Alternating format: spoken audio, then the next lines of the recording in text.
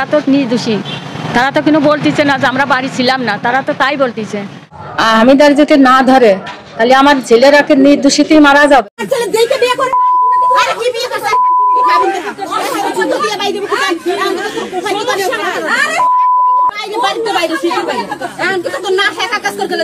চাকরির সূত্রে পরিচয়, তারপর প্রেম, এরপর মৌখিক বিয়ে করে ব্যাচেলর হোস্টেলে একান্তে সময় কাট। আমি আর কি বলবো আপনার কাছে, আমি আবার তাও আমি ওরে বলেছিলাম যে মনি তোর যদি ভালো না লাগে তুই হলে একটা বিয়ে থেয়া করে দূরে সরে যাস, কিছুদিন থাকে তারপর আমি বাড়ি তুলে নিয়ে আসবো। এ কথা আমার শুয়োরের। আসসালামু আলাইকুম দর্শক, দেশ ও দেশের বাইরে থেকে যারা এই মুহূর্তে ভিডিও ওপেন করেছেন সবাইকে অসংখ্য অসংখ্য ধন্যবাদ। দর্শক, প্রথমেই আপনারা শিরোনাম দেখেছেন, এখন দেখবেন বিস্তারিতর প্রথম অংশেই আপনারা দেখেছেন হিটু শেখের মা কঠিন তথ্য দিয়েছেন হামিদাকে নিয়ে, যে তথ্য ধরে হামিদা বর্তমানে এই মামলার প্রধান সাক্ষী। হিটু শেখের মা বলেছেন যে হিটুর সঙ্গে হামিদার পরকীয়া সম্পর্ক ছিল, সেই সম্পর্ক ঢাকতেই সে এই ঘটনাটি ঘটিয়েছে এমন প্রশ্ন তুলে ধরেন এই মিডিয়ার মাধ্যমে। তাহলে কি মামলার অন্যদিকে মোড় ঘুরে যাচ্ছে এমন প্রশ্ন উঠে আসে সাধারণ জনগণের মুখ থেকে। তবে হিটু শেখের মা এতদিন এ কথা কেন বলেন নাই যে হামিদার সঙ্গে তার শ্বশুরের সম্পর্ক ছিল, এমন প্রশ্ন তুলে ধরেন। পিটার বই গোপন রাখিছে, আমি আর কি বলবো আপনার কাছে।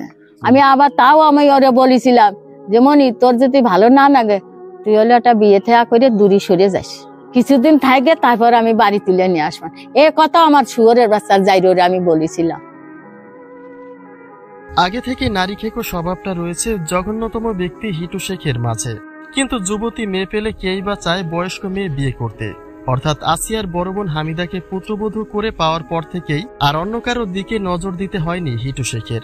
হিটুকে দ্বিতীয় বিয়ে করার প্রস্তাব দিলেও তা নাকচ করে দেয় তিনি, কেননা হামিদাকে দিয়েই যদি তার সকল ইচ্ছেগুলি পূরণ হয় তবে কেন নতুন বিয়ে করে দ্বিতীয় স্ত্রীর সকল দায়িত্ব নিজের কাঁধে নিতে যাবেন।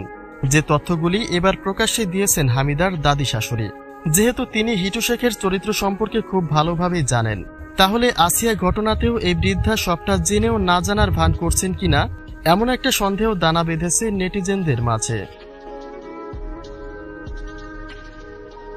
ভিটাবাড়ি হারিয়ে এখন পুরোপুরি নিঃস্ব হয়ে গেছে হিটু শেখের মা।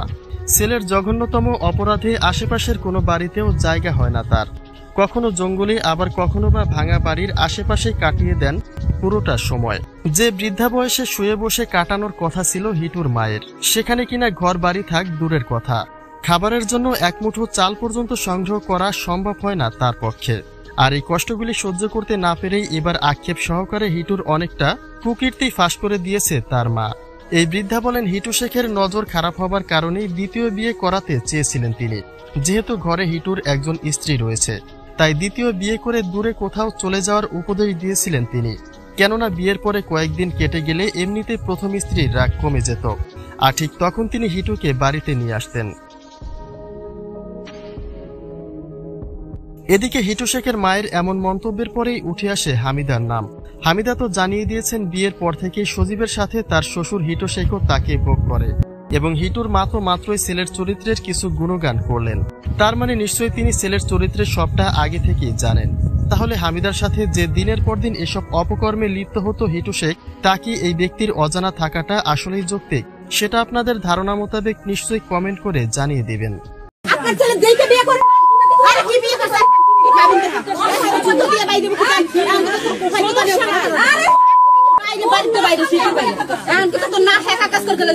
চাকরির সূত্রে পরিচয়, তারপর প্রেম, এরপর মৌখিক বিয়ে করে ব্যাচেলর হোস্টেলে একান্তে সময় কাটিয়েছেন দিনের পর দিন। হঠাৎ প্রেমিকের বিয়ের খবর শুনে স্ত্রীর স্বীকৃতির দাবিতে অনশনে বসেছেন এই তরুণী। গত রমজান ঈদে ও বাড়িতে আসে নাই, আমাকে ফোন দিছে যে আমরা বিয়ে করব। তারপর ওর বাসা ছিল ব্যাচেলর বাসা, ওর বন্ধুরা সবাই ছুটিতে চলে গেছে, তারপর আমাকে নিয়ে যাই।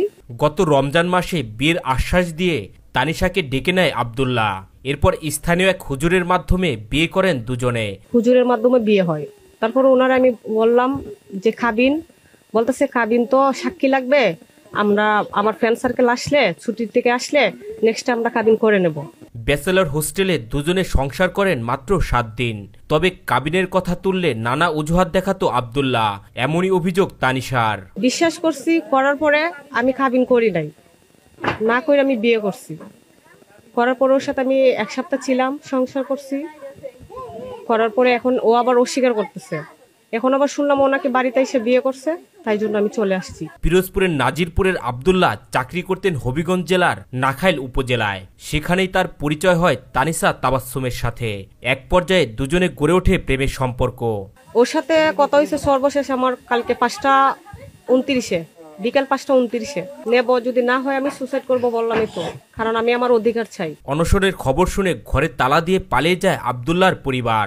তবে সাংবাদিক আসার খবর পেয়ে বাড়িতে উপস্থিত হন তার মা। এ সময় তরুণের উপর মারমুখী আচরণ করে আব্দুল্লাহর পরিবার।